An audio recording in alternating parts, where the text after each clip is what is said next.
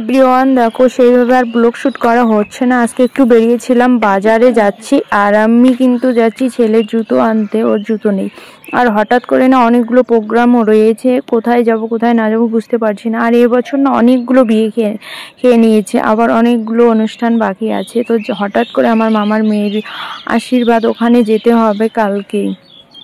তাই জন্য আমরা সেইভাবে ভিডিও দিতে পারছি না, এতটা ব্যস্ততার মাঝে। বাজার চলে এসে জুতো নিতে, আর ছেলের জুতোগুলো মানে দুই জোড়া জুতো ছিঁড়ে গেছে, ঘরের জুতোও পরা নেই, আবার মানে কি বলবো বেল জুতো হয় ওটাও নেই। তো জুতো নিতে এসেছি। যাই হোক, তোমাদের এটা ছোট্ট করে আমি আপডেট দিয়ে দিচ্ছি। আর কোথায় যাই না যাই তোমরা তো ব্লগ দেখতেই পাবে, প্রচুর অনুষ্ঠান আছে, কোথায় যাব না যাবো। এদিকে তো হুলিও এসছে, তো বুঝতে পারছি না। তারপরে ঘরে এসে দেখো ঝালমুড়ি নিয়ে এসছে, ওটাই খাচ্ছে।